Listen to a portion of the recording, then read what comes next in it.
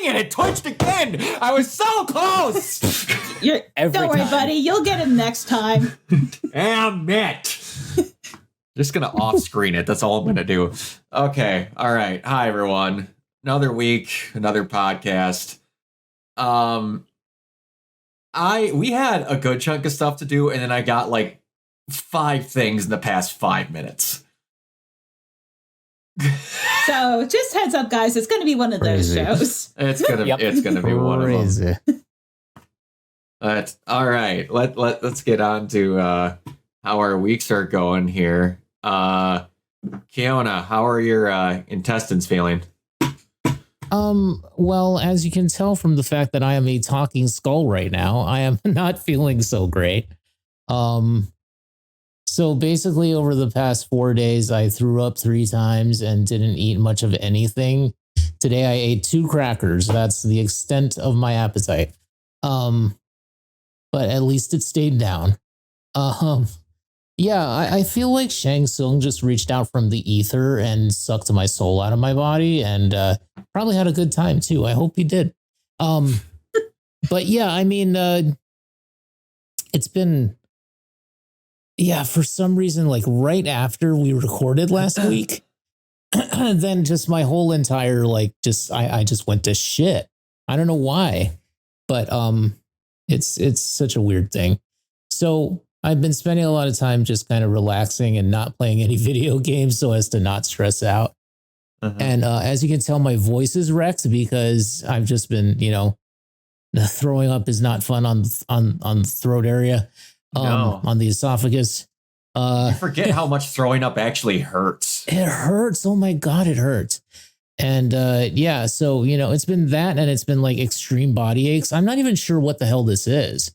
I think it might just be like, it's either really bad food poisoning or possibly some kind of COVID form. That sounds exactly like what I had when they thought I had COVID. I had extreme chills, body shivers, and my joints felt like napalm.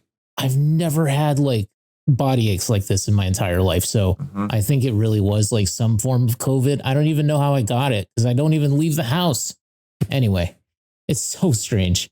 But if it is, it is what it is. I'm kind of on the mend today, so that's kind of good. And yeah, things are getting better. But I've just been watching a lot of BoJack Horseman for whatever reason. So that's been fun and depressing. But good times. Thank you so much, Heisers. I appreciate you, man. Thanks for that lovely comment. Yeah, but getting better. Hopefully over the course of the week, I'll feel better.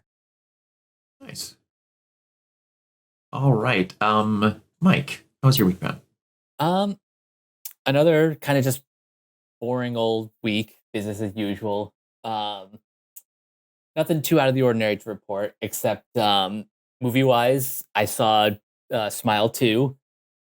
About the same as the first one, except we have a very great lead performance by Naomi Scott. So if you haven't seen that, you should definitely check that out. Also, Anna Kendrick's directorial debut, Woman of the Hour, is on Netflix. So give that a watch as well. And yeah, later we'll be talking about some New York Comic Con stuff. I wasn't able to go this year, but still some exciting stories to come out of there. I can't get over every time I hear about how Naomi Scott did well, Dacre Montgomery's doing fantastic. I'm like, you failed. Stupid fucks! Let that Power Rangers movie fail! Yeah, I know. Exactly. We failed. We failed them as a society. Every day I see that whole cast just doing amazing. The star power they could have had locked down. And now they're auctioning it all off. It drives me insane every day. Hasbro failed us. We did. We had the star power. We had Dunkin' Donuts. We had everything. Even Krispy Kreme. And Krispy Kreme, sorry. The way that she fucking says it, like it's like Krispy Kreme. Like the fucking line read of that is what gets me every goddamn time. Like just full, like not even like, just full cheesing up, just like cheese everywhere on the wall, like it's a fucking Jackson Pollock, like just the ultimate chewing of the scenery. Just such inspired casting, and the fact that this didn't get a sequel just is going to piss me off forever. Oh, it's going to piss me off for forever. I watch that movie at least once a year. I fucking love that movie. Bree, how was your week? It's been a week. Project is truly just finally done. Hopefully it will come out in December. I've been packing for California. I'm gonna fly out Wednesday, and my manga that I pre-ordered a few months ago is going to it come tomorrow. And if you couldn't tell by the little bottom banner, just pretend there's a little finger pointing to it right there. Haven't fully quit Twitter, but it's like, we'll get to that more later because we have a very, very special topic covering that. Oh, yeah, we'll get to that. Oh, yeah. All right. As far as my week went, it was uneventful for the most part. So, if you could see the outside of the wall of my house right there, I have about 7 holes in the side of my house because I have possibly the most aggravated woodpeckers I've ever seen in my entire life, destroying the cedar siding of my house. Oh my God. For those that don't know, woodpeckers are a protected species, so I cannot shoot them to get them away from my house.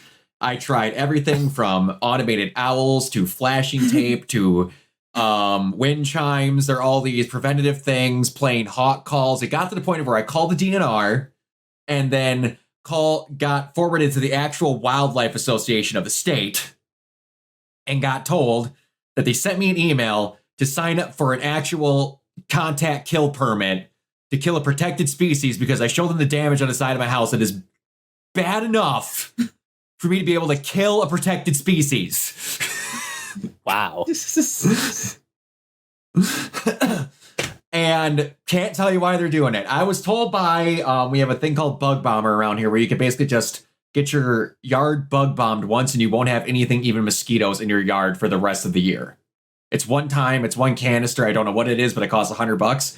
And I was like, is there like Asian beetles in my like walls of my cedar siding? What is? He's like, no, I wouldn't think it's that because they're too small. Typically what happens with woodpeckers when they do this in houses is they will peck holes in the side of the house just big enough to wait for moths to lay their larvae in it. And then when spring rolls around, the larva will be usable and then they'll have fresh food in the spring. So they're trying to make your house a farm? Yeah, they're turning my house into fucking a reusable compost. So now I'm going to look like the most Wisconsin I've ever looked after I get that permit, literally sitting in my backyard with headphones on, waiting with a freaking BB gun, just waiting to shoot these fucking birds off my house. But yeah, that was the old man screaming at a cloud that I've been going through for the past couple of weeks.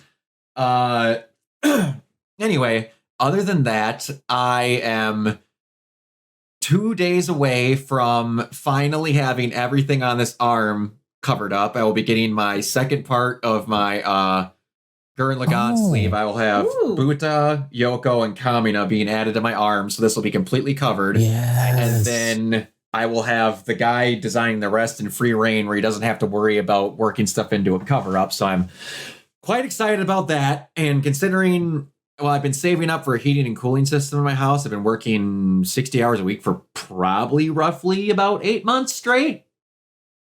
And probably am for another 6 months, but I'm off work Thursday through Monday. So I'm just going to just take it easy and relax. I'm quite excited about seeing Venom this week.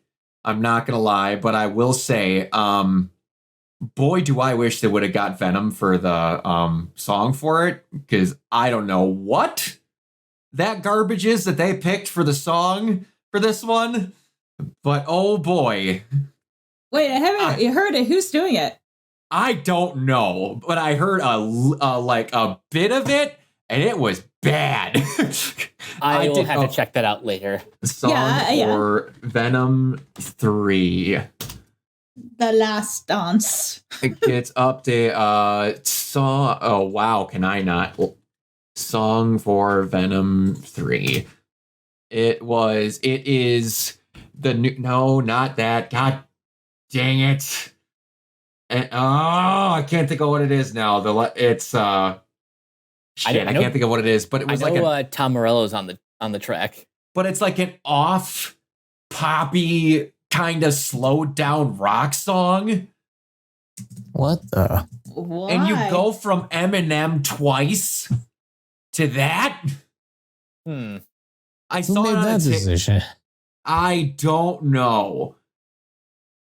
And like that seems off to me. It's weird. But anyway, yeah, it's weird. It's very, very weird. Either way, I'm looking quite forward to watching Venom 3, getting to see Tom Hardy finish off his sequel, getting to see what batshit decision Sony has added for their post-credit scene in this movie, because I'm not saying I know there is one, but I'm saying that there's going to be one. Because what they've been saying about Noel is, I think that's Morbius. That's why you think there's post-credit scene, because they said... Well, I know, and I've heard 15 versions, and then this goes back to we have the script for Spider-Man 4 locked in. And then the next week, we have another script for Spider-Man 4 locked in. And then the day before, not that one, but we have a different one locked in. Now it's Null is the villain for Spider-Man 4. Can all of you people not just see blank headline... and the source is Johnny's got the vibes, and realize that he's blowing shit out his ass? When their source is my uncle works at Sony, it's wrong!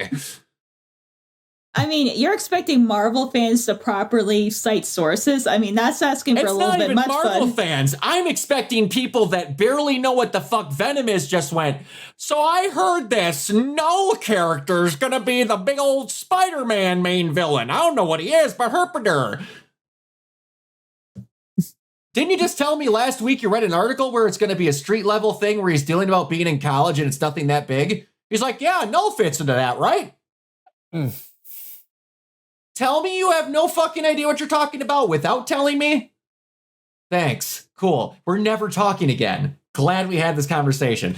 I'm sure we'll find more news about this after the premiere in New York, which is today. I want the level of stupidity that was the Morbius post-credit scene.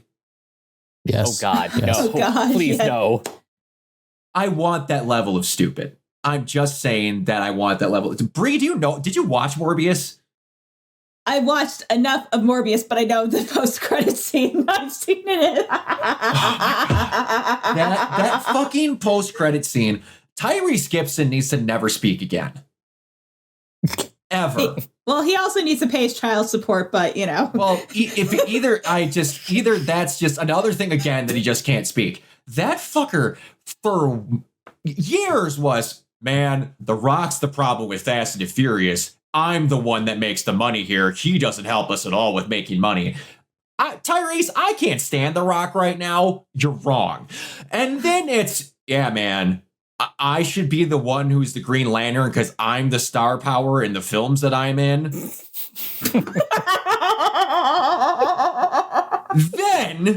Then this dumb ass goes off and goes, yeah, I'm not gonna lie, my character in Morbius is pretty important. He's in the film for like 5 minutes. And then he goes, yo, we're totally in the MCU, guys. 1000% we are in the MCU. The post-credit scene of Morbius shows them ripping the Vulture out of the MCU and throwing it into your shit corner that the Sony films involve in. You couldn't be more not in the MCU if you tried. They had to take villains from Spider-Man films out to make you important. Also, just to kind of be real for a second, and we're talking about star power, honestly, Michelle Rodriguez is more influential than he is. I mean, she was an Avatar, so I mean, that fucking counts. The bar is below my house, and I'm on the second level. Saying that you have more star power than Tyrese Gibson, I almost do. God. My God. All I have to say is 2 words. Left cheek. No, the best line is, man, you done seen this shit? I love that line, but he ain't winning Oscars with line performances like that. I mean, he might win an Oscar for his Fast and Furious Supercharged. You guys know what Fast and Furious Supercharged is? Yes, I do. Yeah, you get on a, Fast and Furious ride. Do you go fast in a car? No, you go on a party bus with screens. Of course. It's Makes the perfect Speed 2 sense. cruise control of party rides. Good Lord. All right. Anyway, on to the buy or sell topics. Mike, buy or sell that Tom Holland is to star in Chris Nolan's latest film per The Hollywood Reporter that was supposedly also not confirmed, but rumored to be a film in the 1920s about vampires and also have Matt Damon in it. I don't know how much of that is true, Like I said, supposedly. but I buy whatever it is, because the last time an MCU actor was in a Christopher Nolan movie, it won Best Picture. Yeah, and then that actor won an Oscar. Also, before we get too far off, everyone that is dogging Tom Holland for being in Spider-Man still, I'm sorry your career's doing badly. Oh no, he might be in another movie that makes $1 billion.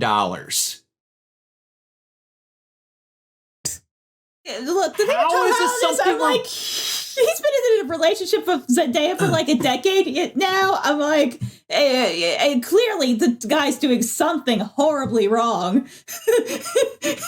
Clearly. Yeah, Kiona, buy or sell? I buy it. Definitely. I like Tom Holland. Good actor. I do. I think it'd just be really cool to see Do it. Tom Holland in his normal accent. Yeah. He kind of did that. You know what? One of the first movies that he was in with Naomi Watts that retold The Impossible. tsunami. Yes, The Impossible. He was so good in that. You know, if you want to see a little baby Tom Holland, Mm-hmm. Yeah. Bree? let's see. Christopher Nolan vampire movie. I'm gonna be the first in line for that because that sounds I'm insane. down for that. Yeah. Mm-hmm. Something supernatural with him. I would like to see a space horror movie with him. I'm being perfectly I think honest. that'd be cool. Yeah. I see that working. Yes, it would. Speaking of that, Beautiful Kiona, segue. buy or sell. I get them every now and then. Kiona, buy or sell that Alien Romulus is getting a limited edition VHS release on December 3rd. I can't believe that that's actually happening, but It I makes me totally feel buy it. awesome. I love that. I love this idea. Yes, like I didn't think about this, and I regret it now. But I was like strapped for cash at the end of the last con that I went to. They had original release Japanese VHSs of Evangelion at this con. Oh, Shit. holy No way. shit. And he wanted a whole pack of like 6 for $100. And the only one I wanted was it had the cover of the episode where Shinji's in the chair with his head in his hands. I'm like, oh, but you can't tell him this. And he's like, you gotta buy all of them. I'm like, fuck. Ah! If that guy is at that same con again next year, I'm buying him. I was like, how the fuck do you have these in America? I can't watch it, but I don't care. But Mike, buy or sell? I buy it. Probably not literally, because I don't have a working VHS player anymore. I have one of those those gray big combo VHS DVD players. That you can write the DVDs with.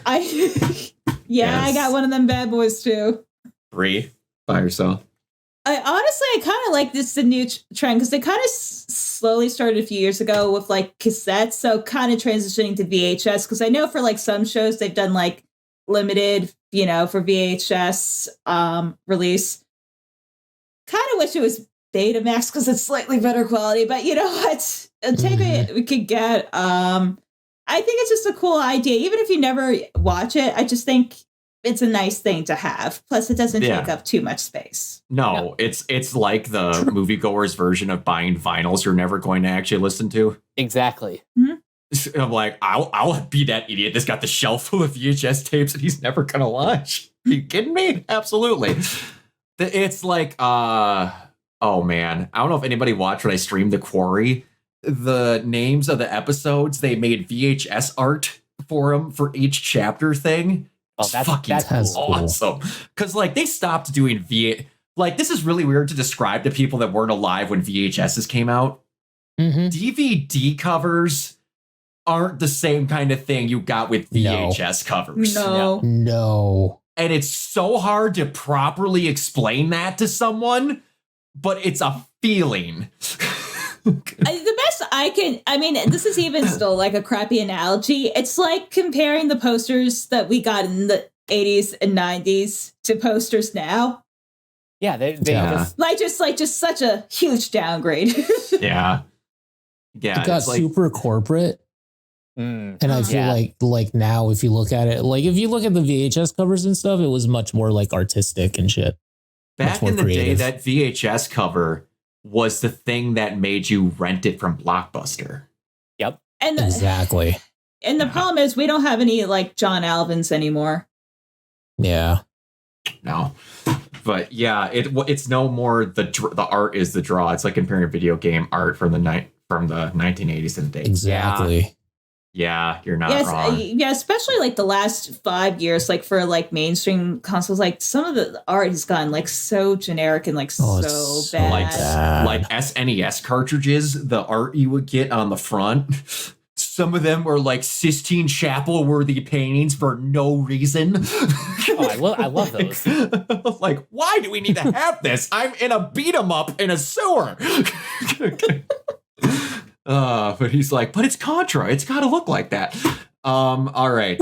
So I don't know if it's going to interest anyone other than Kiona. Kiona, buy or sell the fact that there's no DLC planned for Spider-Man 2. While we have no additional story content planned for Spider-Man 2, we are delighted to bring all of our previous released post-launch content to PC, including New Game Plus, new suits, color variants, photo mode, and more. Well, it's a bummer that we're not going to get any more story DLC, but I think what they've released has been very good. I think that leak fucked him over hard. Oh yeah.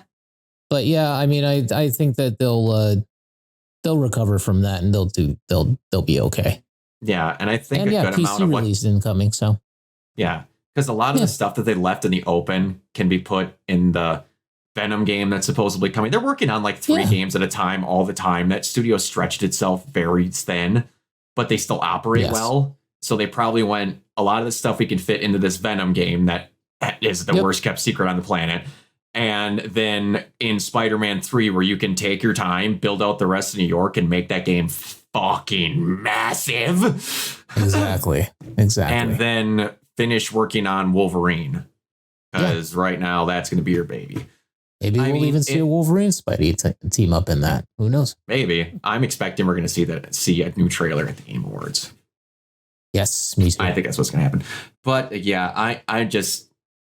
leaks like that sucked. But anyway, all right. So, Mike, buy or sell that Daniel Craig reportedly told Netflix CEO Ted Sarandos at Glass Onion premiere that the standing ovation they got proved that it should get a full theoretical rollout. When Sarandos said it wasn't Netflix model to do that, Craig said your model is fucked.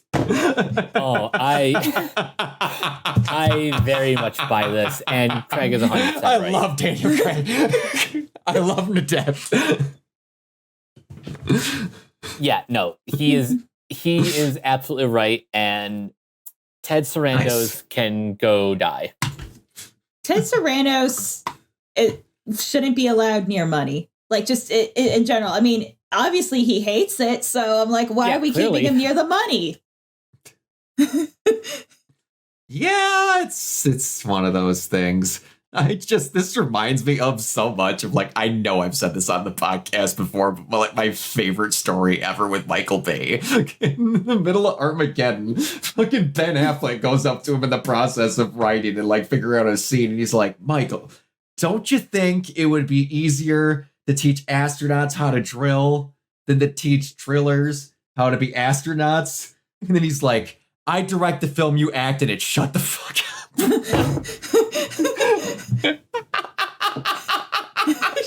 And that was the day Ben Affleck decided to be a director. Oh, it's just like fucking hell. Like, there's some stuff that Michael Bay does that I don't like, but my God, that guy is just that guy. There's no one else like him. No, there's not. There really isn't. You know who? Hey, and now that we're on it, you know who should direct a Power Rangers movie? Michael Bay. Do you know what was all filled in those earlier shows? Unnecessary explosions. You do know who loves unnecessary explosions more than Michael Bay? No one. No one. Honestly, he probably would be a way better fit for that than like Transformers, because honestly, Michael Bay and Tokatsu stuff makes too much sense. Especially since he still does so much of his stuff like live action in terms of explosions. In my brain now, another one popped in. I'm thinking in my head of a Michael Bay Godzilla movie, and I kind of need to have that yesterday. Oh, God. Yeah. Or, quite possibly, the most American movie to ever be made, considering how much we got the Army and Transformers. Michael Bay needs to direct one of those G.I. Joe movies. I'm surprised he... Yeah, I'm surprised that he wasn't. Like, he does help produce most of the stuff that's going on over there. I'm kind of just waiting for the, hey, I'm going to be the one directing that freaking G.I. Joe movie. Actually, funny story about that. Back when he was directing the first Transformers movie, he wanted the military guys to be G.I. Joe, but someone told him, no, you can't do that. Shocking. Friends with a Godzilla maniac, and he would kill you where you stand if he heard you say that. Well, guess what? Your friend can suck it. I know, I'm just kidding. But I have my opinions, and I'm telling you right now, that would be... We're going to really act like a Michael Bay Godzilla movie would be worse than that Matthew Broderick disaster? I mean, he's got a point. No, I mean, at least it would have been, like, compared to the Roland Emmerich one. I mean... And also, Roland Emmerich, other than that, like, he legit has not produced a good movie since the 90s. At least Michael Bay has kind of produced, some good stuff. Are you trying to tell me that, Independence Day Resurgence wasn't a Shakespearean masterpiece? Classic of cinema. I mean, compared to Moonfall, of course not, you freaking pleb. God. Oh, that movie was a movie. Okay, anyway, so, Kiona, buy or sell that Sebastian Stan would like to play the Riddler in the DCU?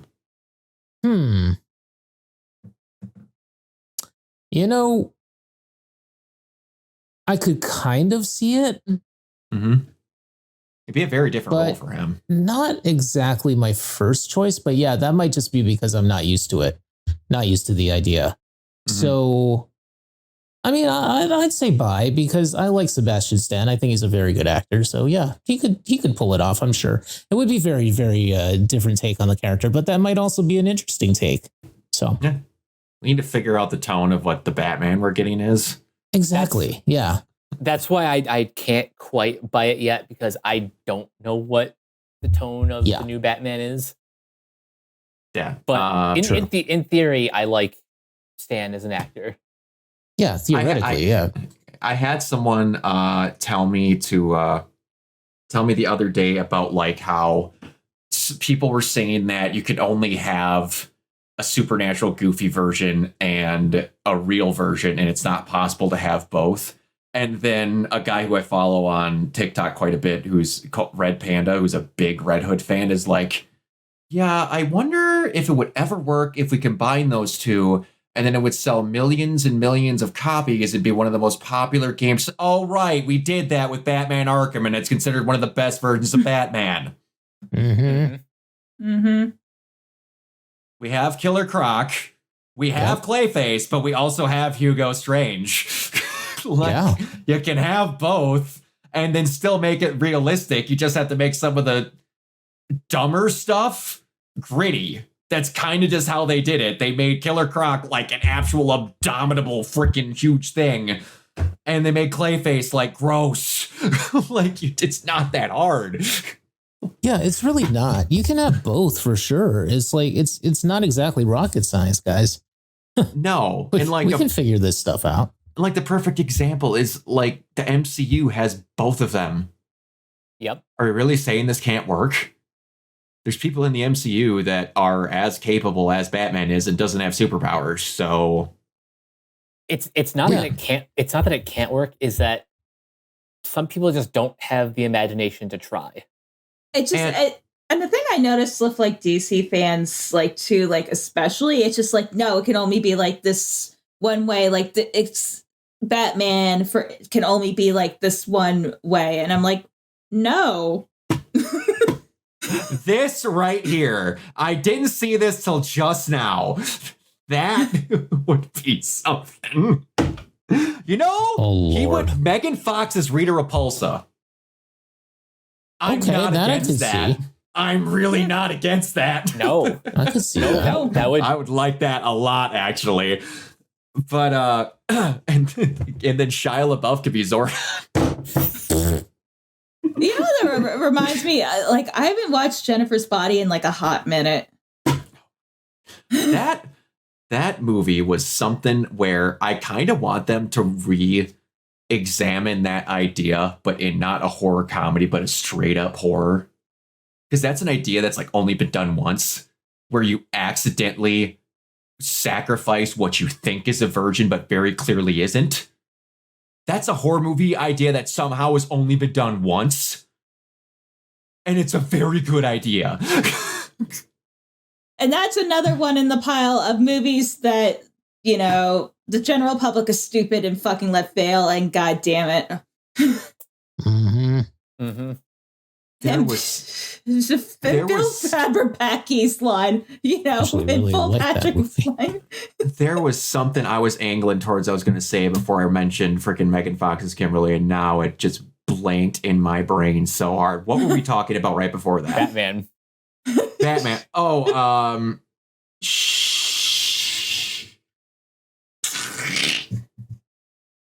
I had something. I really did. Are you trying to summon Man-Bat? No, but I wouldn't be against that. Shit! I had something. It's gone. Oh boy, is it. It's gone. Okay, all right. Anyway, so, I don't think it's the biggest secret that I'm a fan of some retro gaming. And when I tell you that I actually came when I saw this announcement, I'm not joking. So this company called Analog has released the 3D, which is a 4K resolution N64. Holy shit. That is compatible with the old controllers, but also comes with new Bluetooth LE controllers that you can buy. Introducing the Analog 3D, the future is here. It's a reimagining of the N64 in 4K resolution, 10 times the resolution of the original N64. It's the first, perhaps the greatest multiplayer system of all time. The Analog 3D is 100% compatible with all your old N64 games. It's region-free. It has Bluetooth LE, dual-band Wi-Fi, 4 original-style controller ports, entirely new generation analog hardware featuring 3D OS engineered entirely from FPGA and no emulation. This thing, I tell you right now, when I saw it, I'm like, I want 4 of them. I barely got one of the consoles, and the 3D controllers are selling out. I was so freaking happy when I saw this get announced. and it's releasing Q1 of next year. I am so pumped.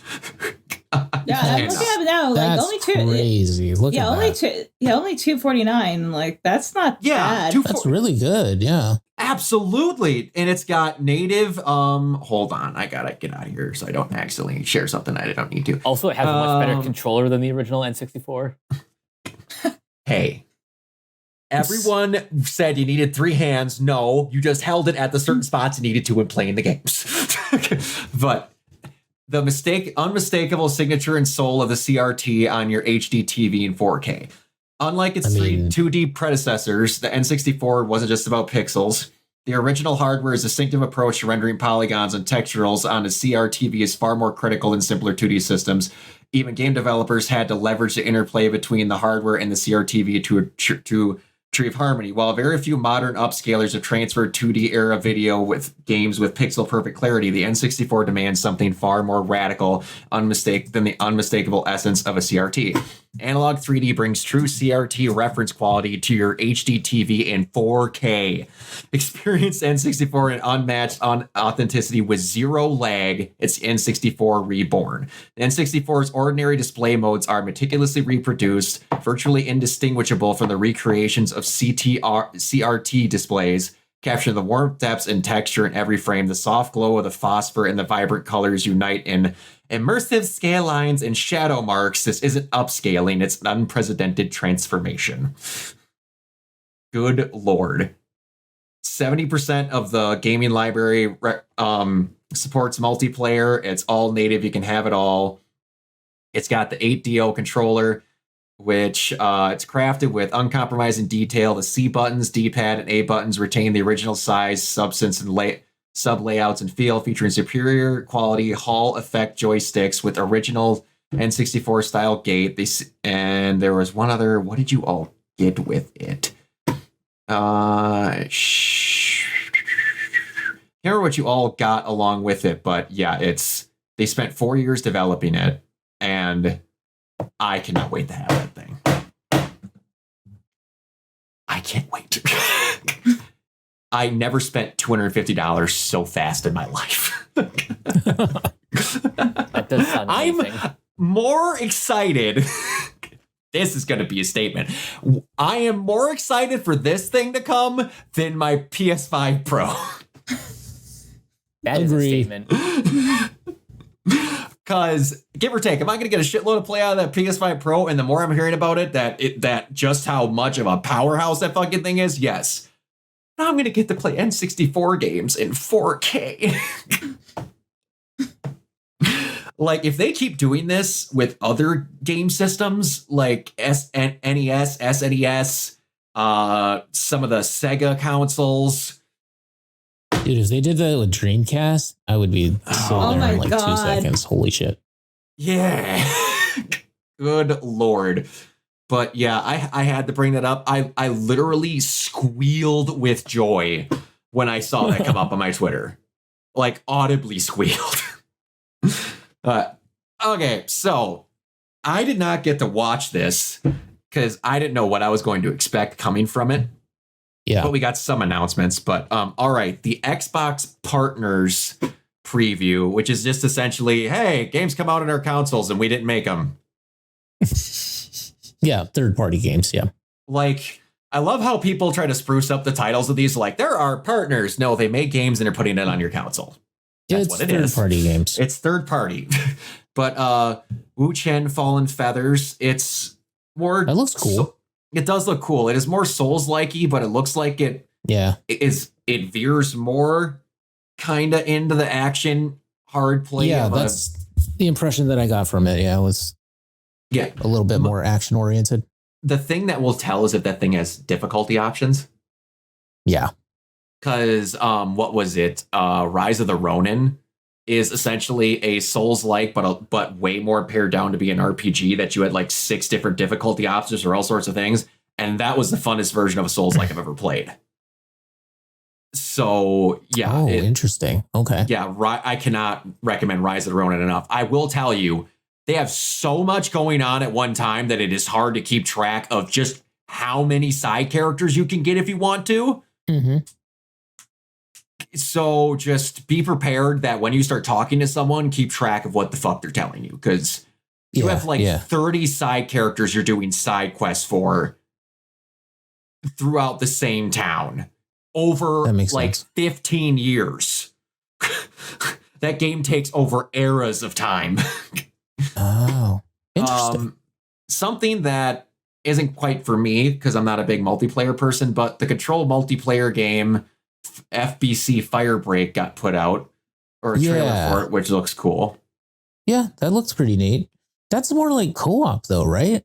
Yeah, it's 3-player co-op. It's 3-player co-op. Yeah. I mean, I might play that. That seems kind of interesting. It's in the same universe as Control and Alan Wake, so that does look interesting. Yeah, it looks super Control-like. Oh, absolutely, which is awesome. The Alan Wake DLC got a new preview, the Lake House, which is basically a Control tie-in, so that looks great. Yeah. And then I have to make a comment. So I have to say, Blooper Team. Silent Hill 2 Remake, really good. I, for years, shat on Blooper Team for how bad the medium was. The point of the game is stop suffering, kill yourself. The monster uses you for energy. Ooh. It's not a good message. No. It's really not. And it's very bluntly put, but they try to make it into you're ending your suffering and helping us, so please kill yourself. What the fuck? It's very weird, but like they came out recently after Silent Hill 2 came out, and then this new Chronos, the New Dawn, it's kind of BioShocky.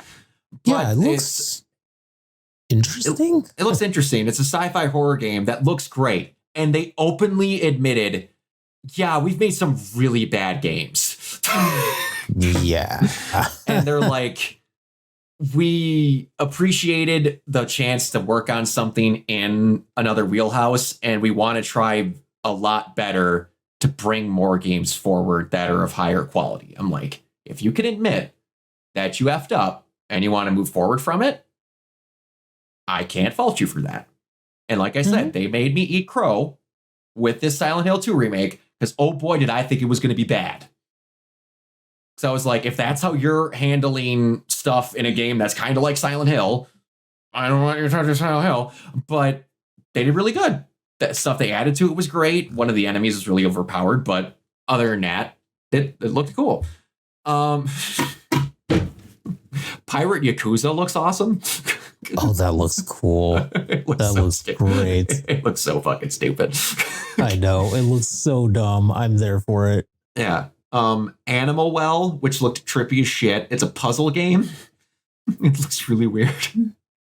I don't know how to feel about it. But yeah, that looked cool. Blind Fire was kind of cool looking. Early access. Interesting concept, yeah. Yeah. For those who like Epic Mickey, the mouse PI for hire, it's a very much Steamboat Willie type of stuff. The art style is pretty awesome. I don't know if I'm going to play it, but the art style looks cool. I don't know either, but that is one thing I appreciate the shit out of that art style. I love watching films or movies in that art style. I don't know how much I like playing them.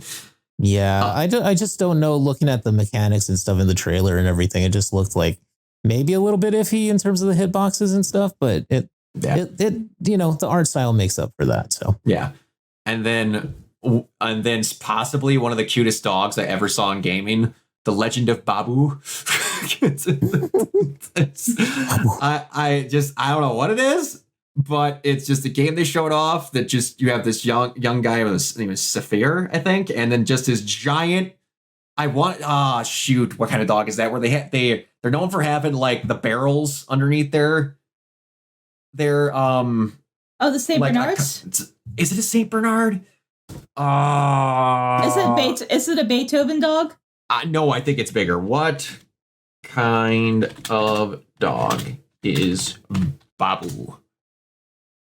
Not Bamboo. Babu is a Borbile large Mastiff style breed. Oh, okay. That doesn't look right. That's not what that looks like. from, oh boy, that is not what that dog is. Let me just look. How do you spell Babu? Is it Bobbo? Babbo. The Legend of Babu.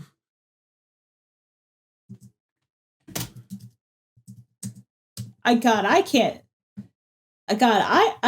can't fucking type. Jesus Christ. Baboo. Yes. The type of dog is massive. I know exactly what type of dog it is. I'm just blanking on what it is. It gives off the vibe. The game gives out the vibes of Kena, Bridge of Spirits, and Kena was great. So yeah, it's really that looks more like a chow chow, like a chow chow on roids. Yeah, it could be, but yeah, that's just what the thing brought up. Eden Zero, which is a anime from the same guy that made Fairy Tail, if I'm not mistaken, is getting a video game, if I'm thinking correctly. Yeah, based on the manga by Hiro Mishima, author of Fairy Tail and Rave Master, comes Eden Zero. We get a trailer, unique game coming out, showed off. Yeah, it looks cool. You could definitely tell it's from the guy that made Fairy Tail because he has the same exact art style in every one of them, and that freaking cat. Yeah. That freaking blue cat shows up in everything. Yep. Eternal Strands looked kind of cool. That did look cool. Yeah, I like Eternal Strands. Yeah, Eternal Strand looked pretty wicked. Mistfall Hunter. That is very much a Souls-like, but it looks wicked as shit. Yeah. And then Wheel World was another one, which is a biking game. It's been a while. I can't remember the last time I saw a biking game. Wasn't Eden Zero not that popular? I mean, it was okay. I think it got one season and it only meant to get one. So Phasmophobia is coming. Subnautica 2, which people have trouble or having a bitch fit because the original people, because the characters aren't white. I don't fucking know. Oh my God. Because there's one thing that the video game industry clearly doesn't have enough of: the whites. The whites. We need more of them. What does it matter? You're playing a guy in a scuba suit. And it's in first person. You don't even see your character. Jesus. That's my favorite thing when they complain about games like this. I don't want to be that. I can see you're in first person. You don't thank the Lord, you thank the whites. Oh my God. Damn it. I'm not saying that out loud to get clipped. I'm just ignoring that. All right, so what was the one that I wanted to get to? Comic-Con happened. So, the good, the bad, and the biggest stories from Comic-Con in 2024. Apparently, there was 200,000 people at this Comic-Con this year. Damn. Yeah. Good shit. I believe it. It's been getting up. I haven't gone the last 2 years just because it's too close to my other traveling thing. And doing two cons back to back is just coast to coast. It's just, I can't do it. I'm too old.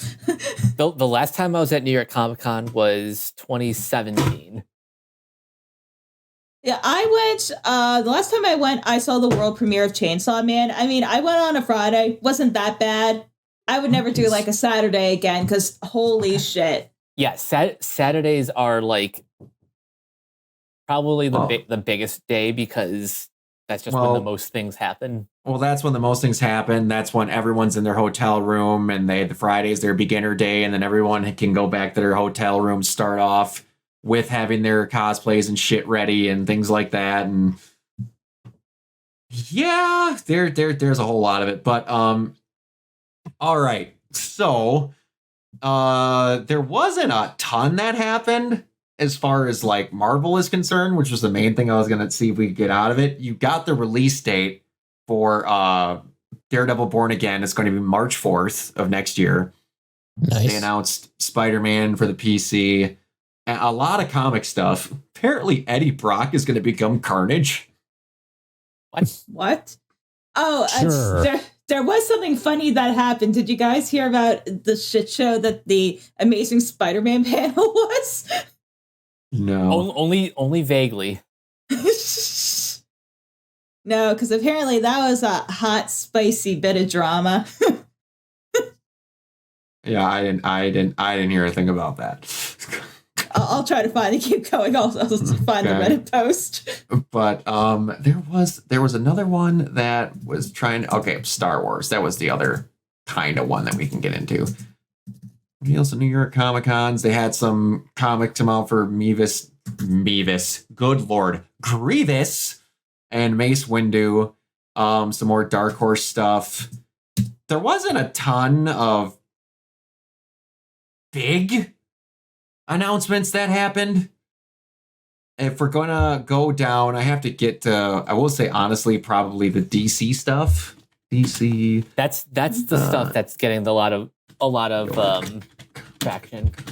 Yeah, and I put the thing in the thing that happened at the panel in the chat, but I'm not surprised. Marvel just, I mean, they said a lot earlier this year, but it definitely feels like to me they're scaling a lot of stuff back and that they're reevaluating their strategy going forward.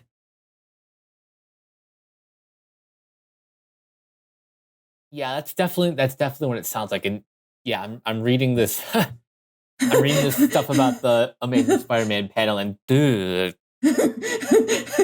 I'm glad I wasn't there, because that just would have been awkward. This is Brock. You look concerned.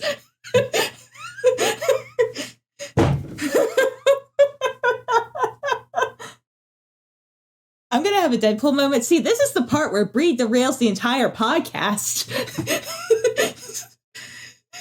Actually, yeah, Jacob, there's a lot of Blumhouse stuff to talk about.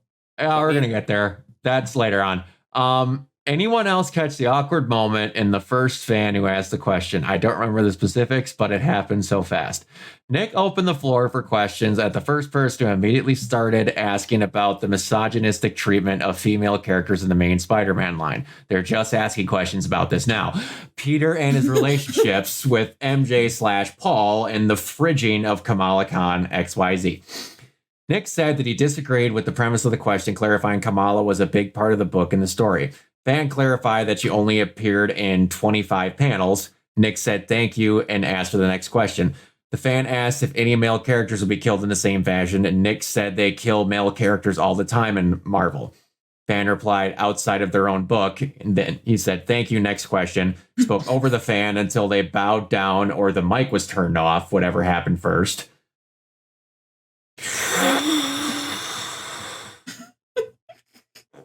It's a mess. You know what this reminds me of? Anyone besides me watch Supernatural? Yes. So there was this Comic-Con panel where I can't remember what season this was, but there was this great character. Oh, what's her name? She's played by Felicia Day. Charlie, thank you. That basically became like the little sister to the Winchester brothers. Yep. And there's an episode where they had multiverse stuff going on for a while, well before all of the multiverse, everything else.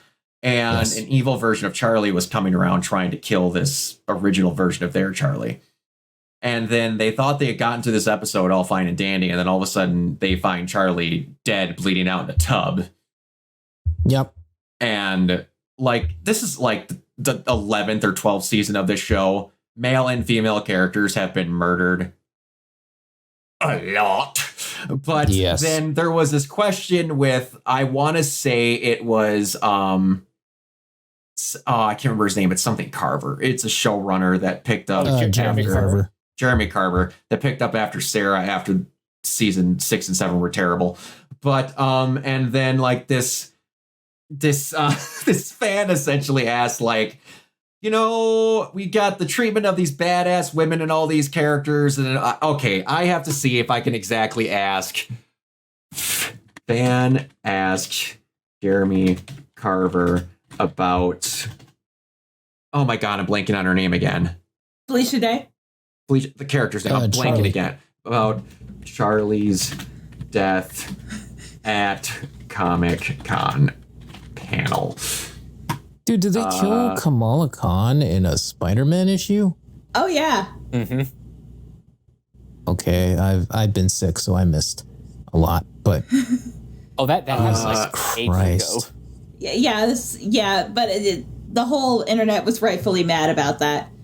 Yeah. Okay.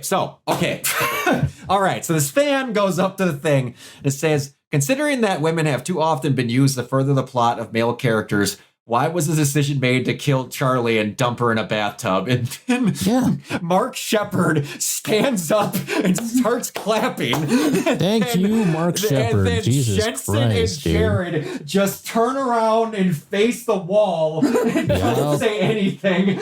Yup. And he's like, we're leaving you to that one, pal. They know what's going on. Oh, yeah.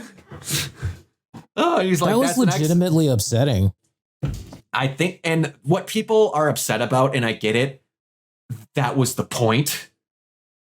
Yeah. The sad part about the Winchesters, outside of Castiel and Crowley, characters that are very hard to kill, most of their extras that they meet are women. I know. So then when they complain that the characters that are killable die,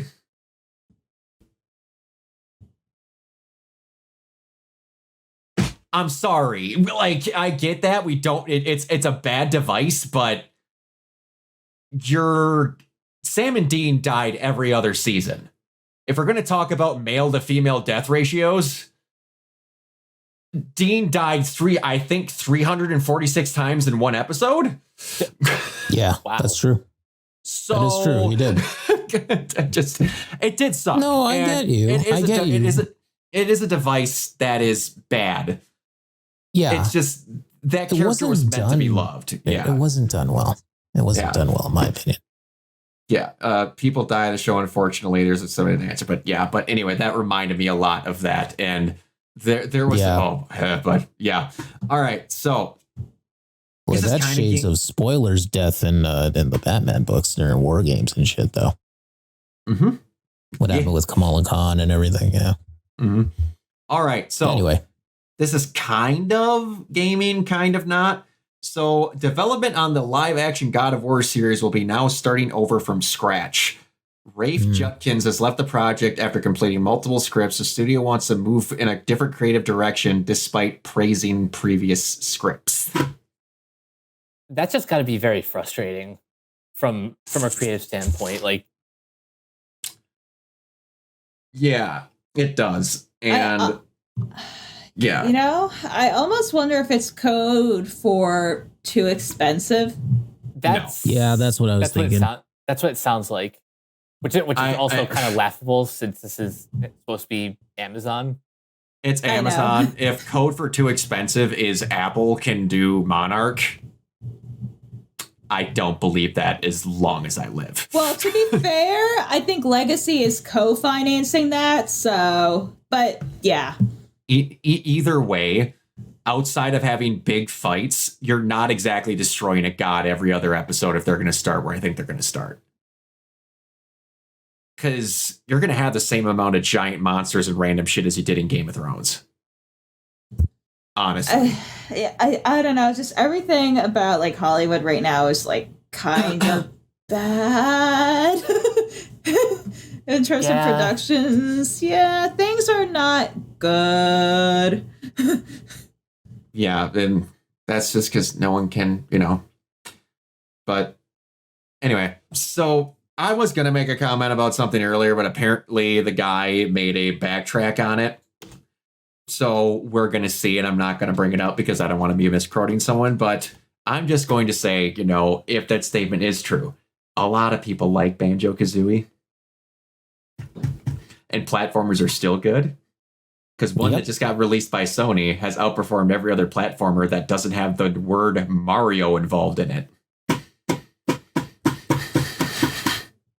So maybe you should let Nintendo make some of those games and you just make profits off of them. Maybe. Yeah. Oh, speaking of... sorry. No, we're going to get there. Speaking of trying to let other people make profits is the word. Thank you. That was the Just personally offended by that statement. Yeah, no, trust me. Speaking of the fact that when we saw that analog 3D, the console in it that they chose to show it off with was Banjo-Kazooie. Just saying. Anyway, so Sony asked Netflix if they wanted to buy Harold and the Purple Crayon from them, but Netflix didn't want it.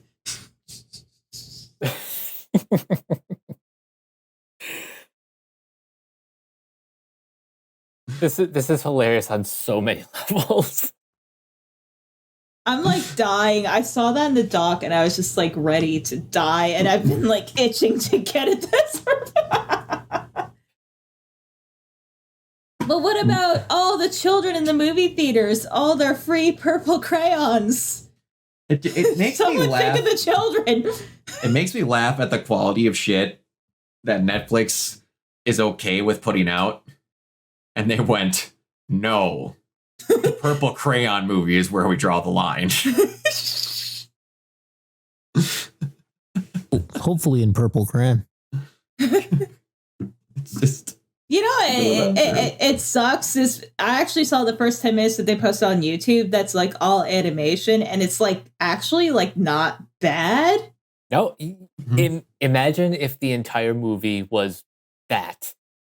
Like, I don't think it would have been a good movie, but it certainly would have been better. Netflix streams Coco Melon, but doesn't mind.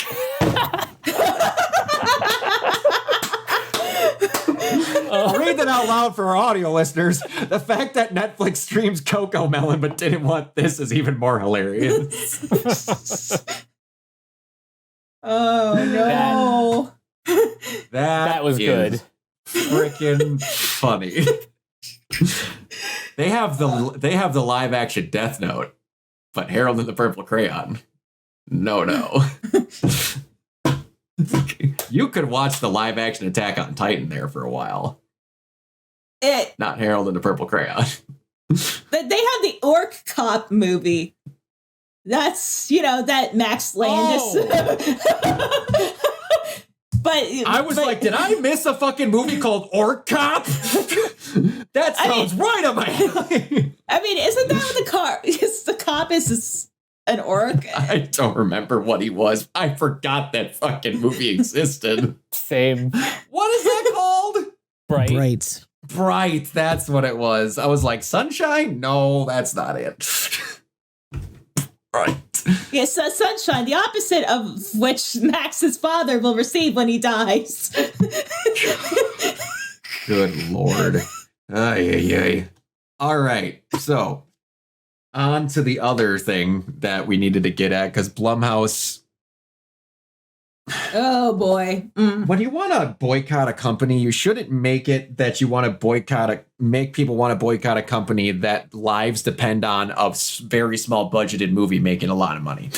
Blumhouse is partnering with MovieGen, an AI tool that can generate 16-second clip or video clips up to 16 seconds and 1080p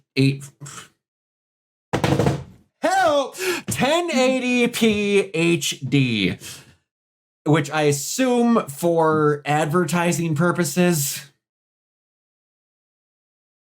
I would hope so, because Yeah, because 1080p would be impressive in like 2005. I hate everything about this. I mean, this is going to be a controversial hot take, but honestly, like, Blumhouse is just fucking Walmart for horror movies, and I'm not going to apologize for that at all. Because here's the thing about Blumhouse that, like, kind of scratches me. Like, they'll have something, let's just say, like, your Megans or whatever, like, super, just popular, like, viral for 3 months, and then it just disappears into the ether, out of the public consciousness. Like, literally nothing sticks. Like, they don't have something on the, level of iconicness as like Freddy or Jason. It happens. That's their business model. And then it disappears. They've literally lived off of that. The other part is Blumhouse has selected a group of filmmakers to test out the technology and provide feedback before its public debut. the only feedback I'll accept is none. Don't even do it. Just don't.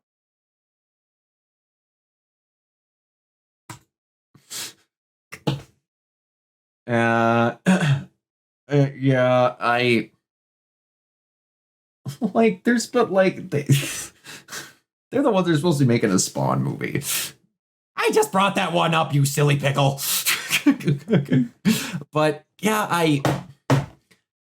I'm trying to figure out where like you're just gonna have it make up 10-second clips randomly from the movie to show to people. I don't understand. What if it's a 16-second tracking shot of someone's ass running away in a horror film? Like, we're gonna sell them off that?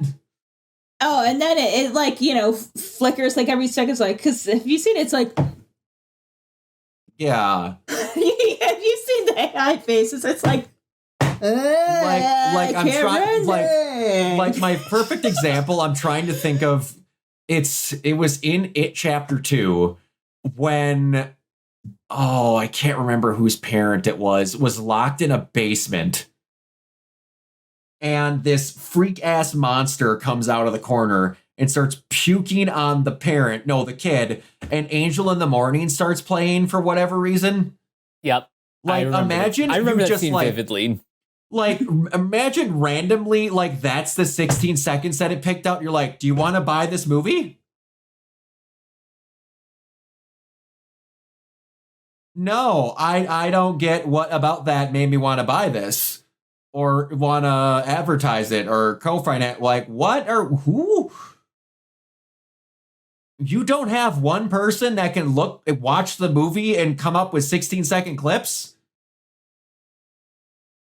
I could do that in one watch through. It's not that hard. I made AMVs for a while on my channel. I've got the time. Pay me.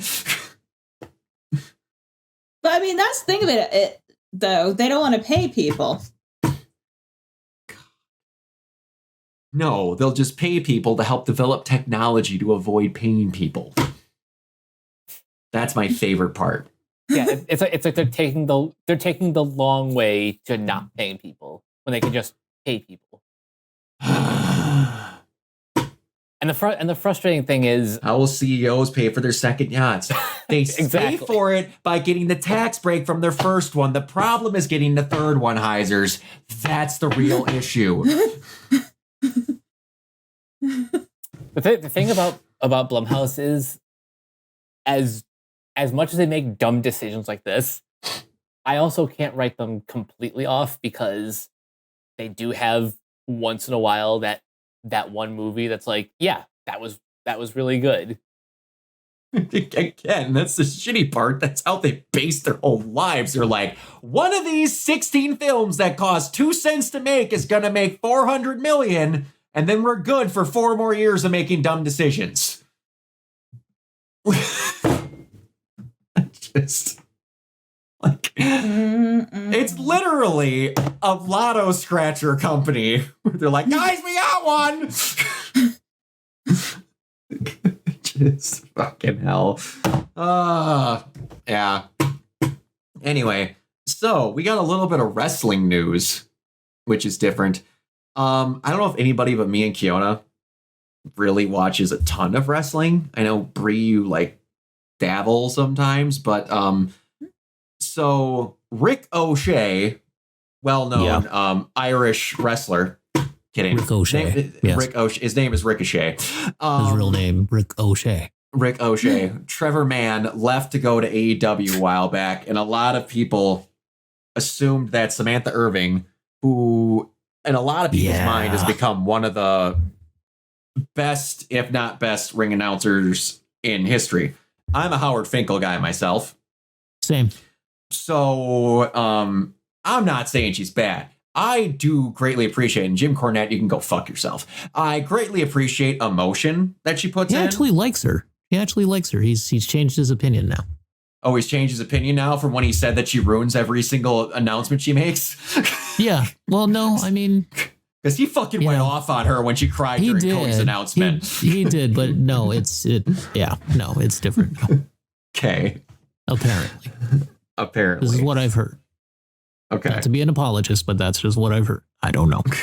I'm not the hugest fan of Jim Cornette, but anyway, yeah, she was known for being very a million times over, though. Yeah, she was a woman that was known for being very boisterous, like really actually getting into her stuff, like treating this like a real big deal. Yeah, she didn't just announce everyone in the same form or fashion. She would there was this Valley girl, like Taryn character, Chelsea Green. She said her name in a weird fashion. What she does. Yeah. Chelsea Green. And yeah, she changed things up a little. Yeah, she gave everyone unique announcements.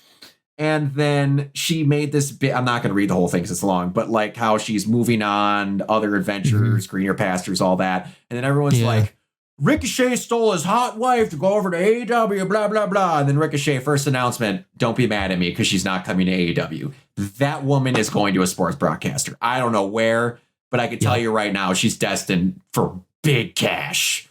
Yeah. I wouldn't doubt that she's working for ESPN at her next job. Yeah, I mean, she definitely seems like an ESPN candidate. Mm-hmm, mm-hmm. Yeah, Samantha Irving. I really like her. And I like the way that she announced Cody, by the way, with at WrestleMania. I thought that was... It made that moment better. She that's what you know. Like when people are like, wrestling's fake, I'm like, wrestling is scripted. You can feel real emotion when you felt invested in something. Watching her burst into tears and barely able to announce that this guy won the championship that his father never got to get when he was alive. That's real shit. That was amazing. But yeah, and then I was like, well, I ain't gonna get anybody a quality to replace her. Within like 6 hours, like one of the greatest of all time, Lillian Garcia, and as of now, she's actually doing Raw. Lillian Garcia's back as a full-time ring announcer. Who was like the Samantha Irving before Samantha Irving. I can't believe that. I don't know about you, Kiona, but that blew my fucking mind. No, I know, dude. I was like, I did not know. Can you guys hear me? I'm sorry. Yeah. I hear you fine. Okay, I think my mic kind of went out for a second. But yeah, I was like, wow, they're getting Lillian Garcia back? That's pretty amazing. I'm happy about that. The turnaround is yeah, that's crazy. Mm-hmm. Yeah. This must have been in the works for some time, and then they just knew it was going to happen and stuff like that. So yeah, probably. I have to comment. They have this thing called Hey EW, where they get a guy, where they get people in to do interviews and stuff. Yeah. RJ City. Ricochet is the fucking best. So RJ City's asking him these questions, and he's like, a ricochet is when an object bounces off 3 or more surfaces and blah, blah, blah, blah, blah. And then he's like, what is your favorite surface to bounce off of? And then Ricochet just looks at the camera. Doesn't say anything and smiles. And then RJ City just looks at the camera. He's like, I hope she's having a fantastic day. Oh my God. I'm like, I'd be right there with you, buddy. If I was dating or engaged with Samantha Irving, that would be my favorite service to bounce off of too. She is a beautiful woman. Mm-hmm. Dude. But that was just so funny. Just to look at his face, he doesn't say a word. He just smiles at the camera and then looks back. It kind of just makes him sound like the real life version of Speedball. Kinda. It was fantastic. All right, so I'm gonna send myself this so that I can have a better version of looking at this. I don't know about you guys, but I feel like the FTC has been getting straight W's for a while. Hell yeah! And they just scored another one. Let me get to this first, because I didn't even know they were fighting for this, but holy shit, am I happy! All right, so. Let me get back to the screenshot. Where was it? All right. Anyway, so I'll have to get back on it to see if it's on my Twitter.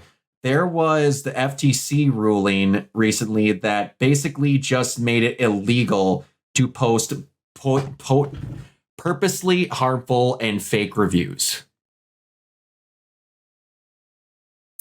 So I will read what the final ruling on this prohibits.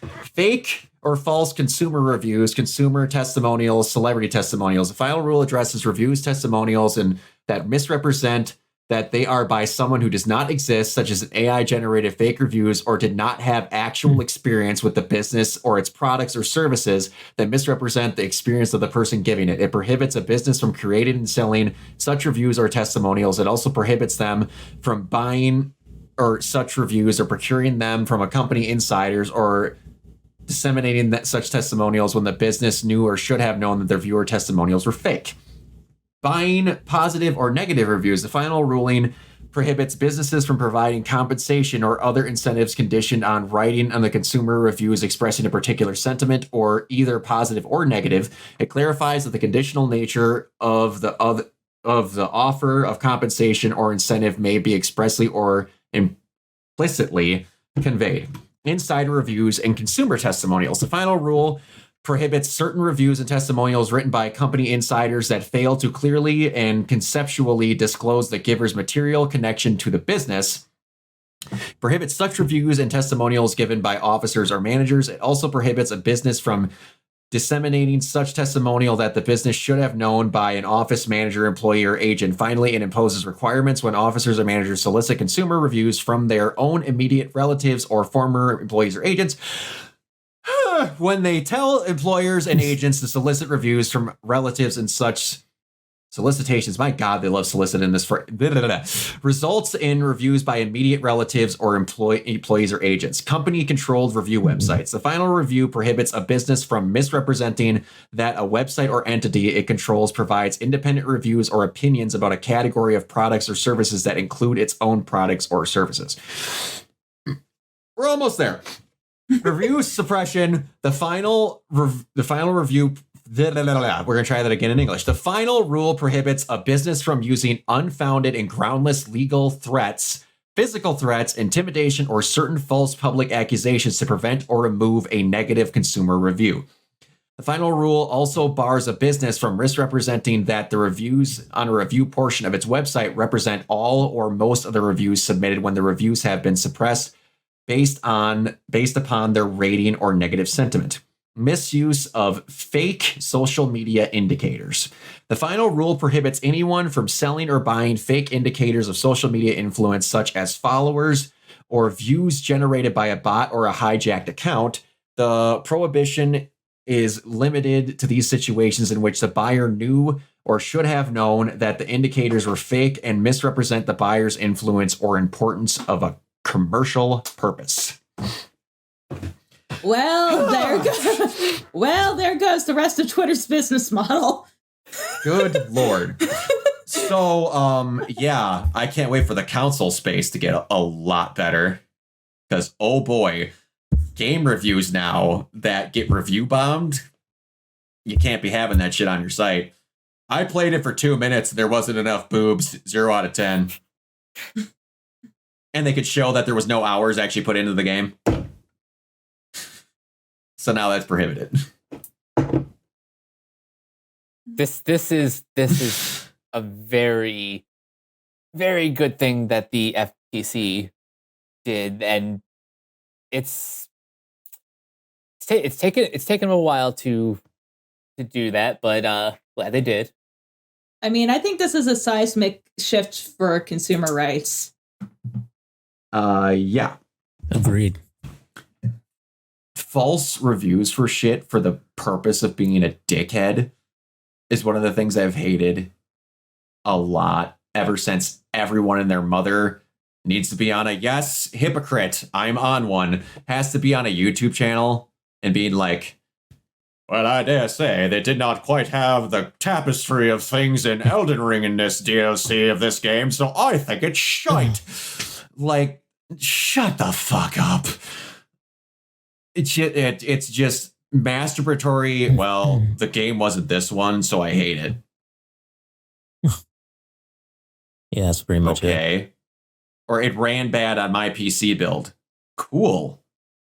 I'm sorry that PC ports, which are known for being fidgety because every PC build is different, didn't work on yours.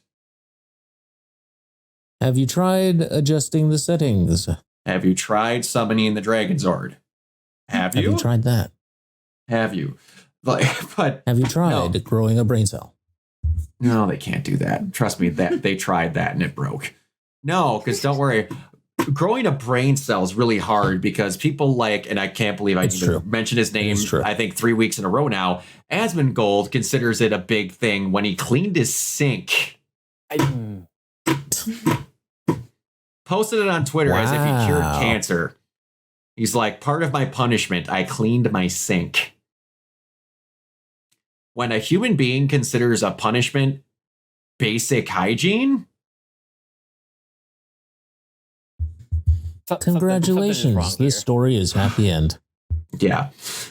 I'm really glad about the decision. My inner pessimist is still worried there'll be some monkey's paws drawbacks on this. Then honestly, I think as soon as they identify him, they'll rule him out more because I've never seen the FTC on this big of a rampage in my life. Good on them. Yeah, because and it's specifically a certain woman, I can't think of her name, at the FTC that's doing it. But she's kicking ass because she's been the head of a lot of these decisions. All right. So I thought this was something else when I saw this get announced, considering who was involved in it. All right. Rob Van Dam and Katie Forbes announced the launch of Only Wrestlers website. I am going to be really honest with you. When I saw that, I was like, Rob, who did you convince to join this? But apparently, no, it is a legit thing that is like a space for wrestling fans to get close and personal, actual interactions online, kind of like Cameo and other things, but more personalized only at wrestlers. So they post like personalized content and it's all stuff like that. It's specifically an OnlyFans that is appropriate and only for wrestlers. I think that's pretty cool. That does sound cool. That went in a very different direction than I expected. Yeah, when I told you only wrestlers, yeah, me too. Especially when it was Katie Forbes and Rob Van Dam. I'm like, what in the shit are you two doing? For anyone who knows those two, yes, Katie Forbes was essentially 75% naked for most of her time on TNA. And I mean, Impact, which went to TNA, yes, and I understand the joke of the 3/4 naked on a show called TNA. Yes, I understand that. But yeah, and then Rob. Bro, it wasn't my idea, bro. Oh, I put the screwdrivers into my eyes to stop the pain. Oh, Tommy, I love you, but I will never in my life say that guy was a good writer. Oh, Viagra on a pole. That was a match idea that he thought was good. Bro, I donated my entire collection of Viagra to that match, bro. I'm just saying, bro. No, he didn't. No, he didn't. I can tell you right now, he had plenty left. Because you know how people take Tylenol to fix their mistake. Thank you very much for the follow, Skylab. I appreciate it. You know people take like Tylenol to get rid of their headaches. I can see him taking Viagra to get rid of his. Okay, never mind. Oh, take that however you want. Whether it fixes his dickhead or he is a dickhead, you can take that statement however you want. Noted. Noted. This is a legit show. I've been here 30 seconds and know that for a fact. I hope that's real. I don't know if that's sarcasm or not because it's hard to tell over text, but welcome, Skylabs. I greatly appreciate you coming here and thank you so much for the follow. He did come in when we were talking about Viagra on a pole, so. That's true. That is true. That's what gets them, you know, Brock. Yeah, I've been saying Viagra on a pole, man. Then bring them in, bring in the viewers. I just thought you were just going to say Viagra. That's Viagra. That'll get them. All right, so we kind of have a casting call this week. It's a little against the rules because technically this person has been in a lot of comic book properties, but he's made a statement and I kind of wanted us to have fun with it. And I'm going to make a really dumb statement as mine. So Tom Hardy says he's down to return to the Marvel Universe, the MCU, as a different character. So as casting, who do you think he should be? I'm going to be really dumb. He should be Eddie Brock. He should just be Eddie Brock again. I mean, he already was in the Multiverse Eddie Brock. But it'd be really funny if he just became Eddie Brock and had a different personality of Eddie Brock. Like just closer to the comics. Yeah, like they made him like I have legitimately no problems with how they portrayed Eddie Brock because there's versions of Eddie that is stupid. Like that's a legit comic book version of Eddie. It's just the Lethal Protector version that everyone's like, we wanted, but then we got it and went blah. And then like the actual like jock big dude, I think it'd be really funny if you just brought him back and he was just him again. I think that'd be hilarious. He comes into the Daily Bugle to shake Tom Holland's hand when he finally gets hired, and you're expecting him to say something else. He's like, what's your name? Eddie Brock. I would die laughing in the theater. I'm going to say something yes, controversial. So here's my take of this. If he was another character, let's say a Spider-Man character, he could be the main MCU version of Green Goblin. I could weirdly enough see that. I can weirdly enough see that. Part of me was thinking Sandman. Actually, no, I got one.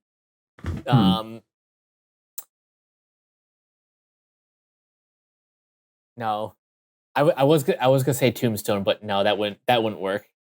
Yeah, he's got to have a more gravelly, like big tone voice on it. You know who would have been a great Tombstone? Who? Oh no, I'm blanking on his name. Michael Clark Duncan.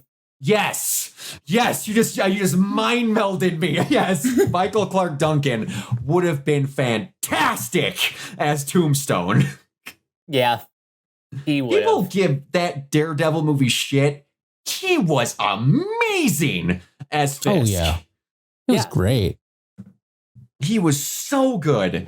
Oh man, Best entrance for a villain ever, too. By the way, yeah, it is up there. As far as like other comic book heroes in the MCU specifically that have not Sabretooth been there yet. Actually, I could see that. You know, not bad. Juggernaut wouldn't be a bad version either. Yeah, I know they'd have to Juggernaut too. They'd have to bigger him up, but like the actual look and like speaking of him would be good. I'd want obviously to like I'm okay with like how big they made Juggernaut in Deadpool and Wolverine. Mm-hmm. I get why people want him to look as big as Deadpool 2. But you got to give me a logical reason why the guy is the size of a brick wall. Because, like, Wilson Fisk isn't that big anymore. Mm-hmm. Like, Wilson Fisk isn't a wall with a head.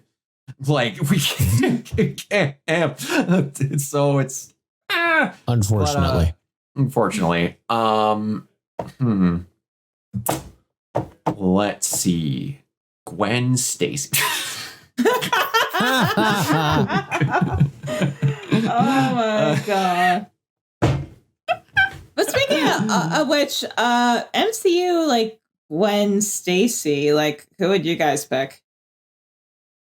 Millie Alcock. I mean, it's just because it can't be Steinfeld again because she's already Kate Bishop. Well, it's that, and I honest to God wouldn't pick her for the live action version, but you know, it's a stereotypical answer, but I can't think of her name. The blonde girl from Wednesday. The friend. Yeah. I mean, I get it. She looks the part, but like, she looks the part. Like they're already having Sydney Sweeney, the rumor is that she's going to be playing Black Cat, which that's a really good choice if she is. That's a good choice. Yeah. It's Like, almost you're too gonna- obvious a choice. It's almost like perfect. Like, I'm still pretty mad that, wasn't it Felicia Day? Or no, Felicia... No, Felicity Jones. Felicity Jones. Yeah. That was going to be her in the Amazing movies. I was like... Yeah, we got robbed of a really good Felicia Hardy there. Like, you actually had Alistair Smythe in those movies. People forget I know, BJ Novak was crazy. Alistair Smythe. I was going to see Spider Slayers. I was so excited. Oh, I was amazed with Spider-Man 2. Why'd you have to suck on so much tailpipe? And give yourself, carbon monoxide poisoning. Patience would have helped so much. My God, if they would have chopped half of that movie out. Yeah, I mean, that could have been like Amazing Spider-Man 3. Every time I think about that, honestly, I mean, it still might be the most baffling comic book movie, like, in the last 15 years. I would put Morbius above that. Well, Morbius was always going to be bad. The thing that, like, frustrates me about The Amazing Spider-Man 2 is that... The good stuff is really good, but the bad stuff is, what are It's you doing? really, really bad. Yeah, because the bad stuff is we need to make it the MCU yesterday. We just have all this stuff ready. We're just going to walk down a hallway of all this stuff. Like, all the I will... Go ahead. I was going to say, and also all the fucking dubstep music. Just, God, why? I will tell you right now, I appreciated the shit out of the Itsy Bitsy Spider going in between the fucking... That was good. It's Garfield, I hate that song! But I'm going to be really honest with you. People don't appreciate, I don't know if appreciate's the right word, just how actually brutal Gwen Stacy's death is in that movie. Oh, it's so brutal. She doesn't break her neck. She hear destroys her skull. Yeah. And you see the blood coming out. Her head is soup. Yep. That whole part of her falling and the hand coming out of the web through the gears, that was immaculate. And then you also have Max getting his gap fixed by electric eels. People think I'm lying when I say that's in the movie. I'm like, y'all forgot that. I didn't. I tried to forget that. And you got Jamie Foxx to be Electro. And then you did that. What are we doing? He forgot my birthday. What?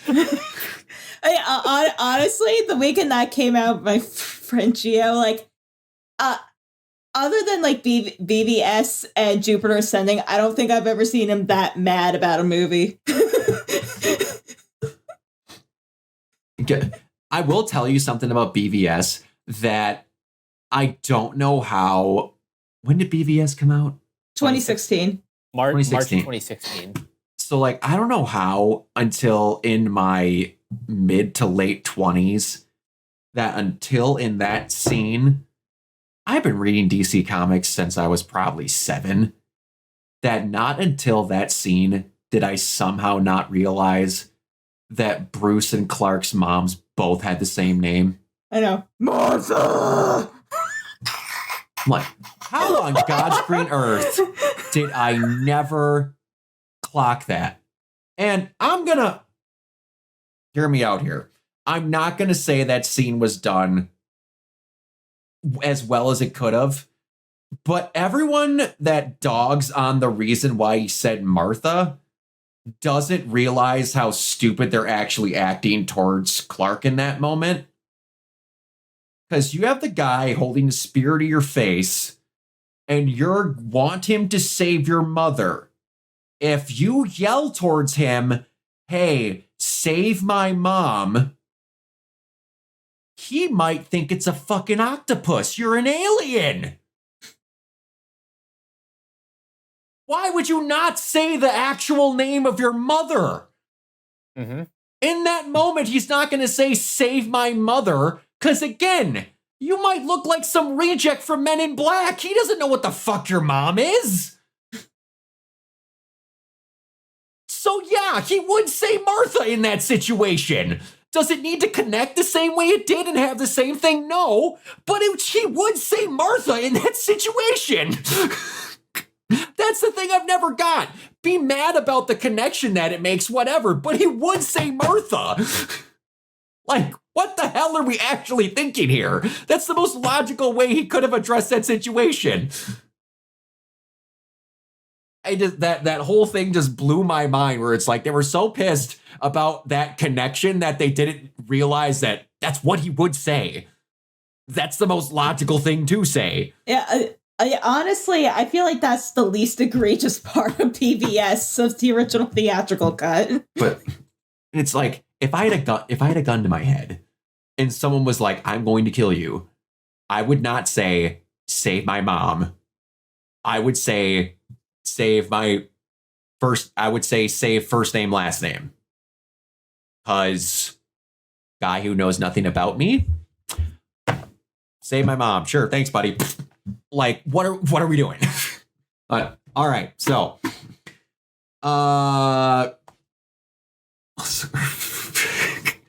so I will say that part of this is mislabeled, Missy. Part of that is a blatant lie.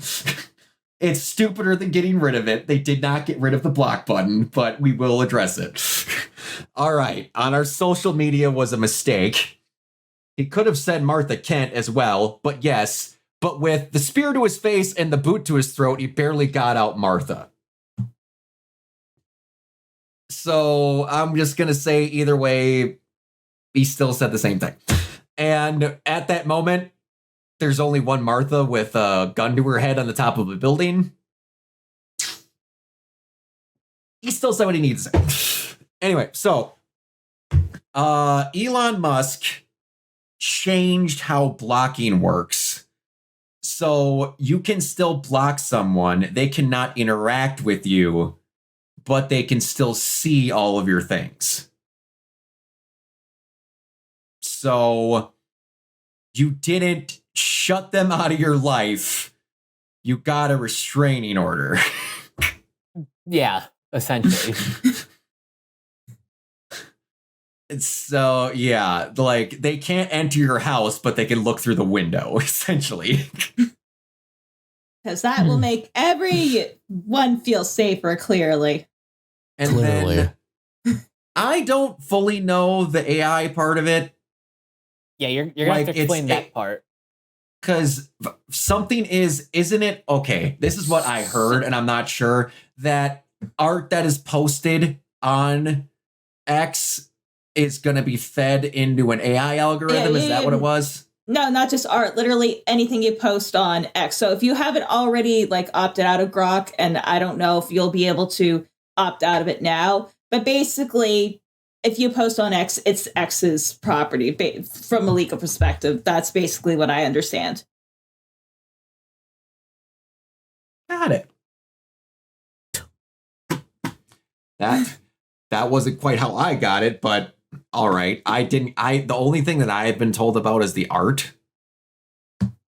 But I will say, this is the thing that I have to bring up, because I'm going to wait and see how this goes. I believe this was Amelie that posted this. Everyone is the abusive ex with X. Everyone says we're all leaving to go to the other one.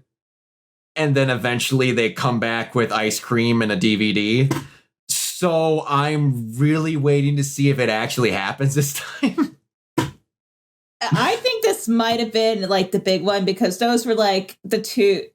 I mean, the AI is a big deal, but still like the big like sacred cow is like how the block button works, which honestly, it might actually get him in trouble and possibly get Twitter delisted. Because similar things happened to Tumblr, before like their big exodus. And like the narrative's almost down to the ball pit and DashCon. Like the similarities are definitely there. But honestly, I feel like this is because I've been on Blue Sky the last 2 days. Like I've had more interactions in like the last 4 days than I've had a year on Twitter. And like my timeline is like so dead. So even the perk, like almost nothing is going on. And I feel like, especially like not to get political, but what happens after like the election or whatever, I kind of feel like it's cooked either way, to be honest. When does this go into effect? I heard November 15th. Oh, so well after the election. Mm-hmm. Mm-hmm. Yeah, it's after the election. So yeah, it's one of those things to see how it actually shakes out because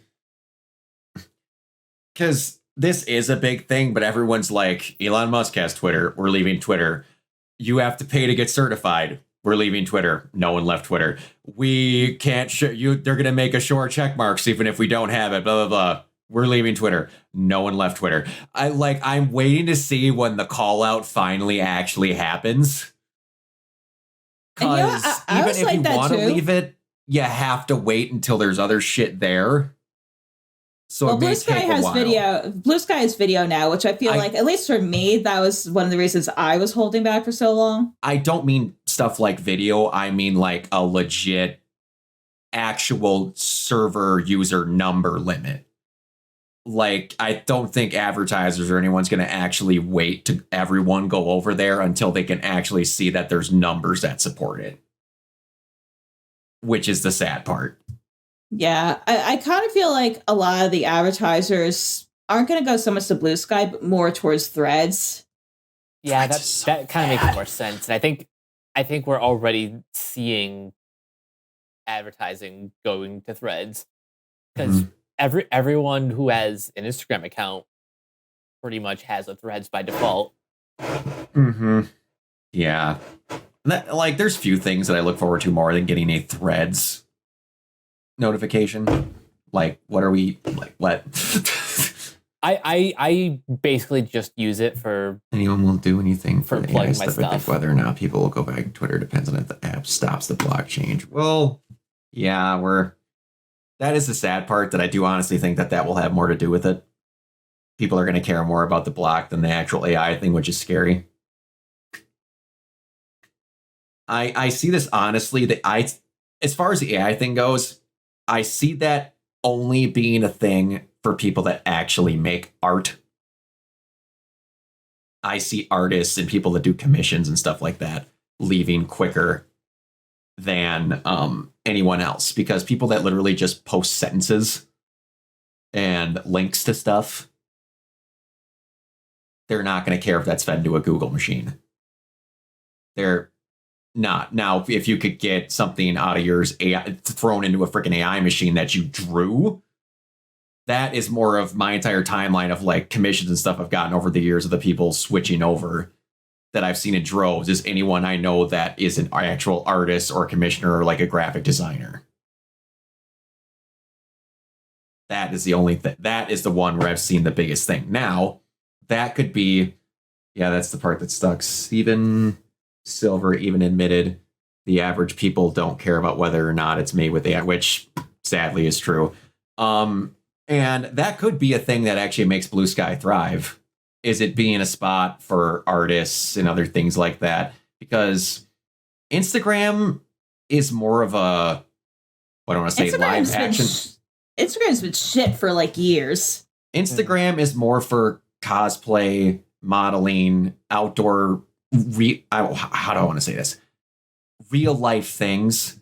It's not for posting art, things like that. That's what Tumblr kind of is and used to be the big deal for. Blue Sky could become that if they play their cards right. Because if it's a free space where they can do their commission work, do all that. And I got like, there is everyone on here has got a Blue Sky account now. I made a zeroing out Blue Sky. So if you want to look at that, you can follow it. We probably start putting clips on that at some point. But yeah, I could see that being the thing where they have a safe haven to not have their shit get dug into. and the more the UI, I haven't looked at the UI in a while before I made the zeroing out one. It is bordering on copy line infringement with Twitter now, which is kind of nice because that's what was really nice about Twitter, is because it's really easy to use. So, you know, I heard someone made the comparison, and they called it basically the Linux version versus Windows, and it's honestly kind of true. It is, especially with the customization options with like the list. Like, you know, you can follow a list and automatically block people, like everyone that's on that list. Mm-hmm. Or like follow people. It's amazing. Yeah. So it'll be interesting to see how this pans out. And like you said, when the actual date hits with all that stuff, it'll be interesting. We'll have to see how it all goes. And like, it helps you with like linking stuff underneath it, with linking accounts to other stuff with like the Blue Sky and stuff like that. So it's nice. It's interesting to see how they all do that. It'll just have to be, they're going to have to actually, like, what I want to say, ride this wave of people coming in well. Because as much as they are making a deal out of it, I don't think they're making a big enough deal out of it. Case in point, about a week ago or whenever this announcement was, I noticed that the Blue Sky app crashed. And the Brazilians. Yes. Pretty much. And like, that didn't get made a big of a deal. And like, I feel even the people owning the app didn't make a big enough deal. Like, I think they need to put some bucks behind really going, hey, we're not going to do bullshit to you. They're kind of just letting the people come and going, yay, people came. Now what? Get out there and say some things like, what are you doing? But you know what? The one part I really like about Blue Sky so far is that Jack basically wanted to make it like Twitter too, and they basically told Jack to fuck off, saying, no, we're not doing that because it worked clearly so well the last time. Well, to be fair, the layout of it did. Just what they were trying to do with it did. So getting things easily customizable and like the actual friendly layout, because let's be fair, it wasn't exactly reinventing the wheel the way that Twitter made their layouts for their timelines and shit like that. Oh yeah, it's not exactly it's the base version. And then the other one was just like, we're gonna make it basically that because that is the best way to do it. We don't need to make it some whatever, like I can't remember the big, what it was called, the big last giant Facebook update that basically turned Facebook into Discord. Wait, what? I'm barely on Facebook other than Messenger. Like, are you serious? There was a I don't know if you guys remember exactly how Facebook used to be, but like when I talk about like Discord, I mean where I don't want to show my screen, like how like Facebook used to be just your timeline and a couple things on the right. And then you zoom to the left and you've got all your pages, a couple of your friends and dots and bubbles on the side that you could get a sidebar from. And that like all the shit that was on Discord that is on that big left panel, they basically went, here's the Facebook version. And like how everything is clumped in squares and stuff like that going through and other things. And ew. It's one of it. They basically went, what are the things that we like about that everyone likes about Discord? We just put it in Facebook.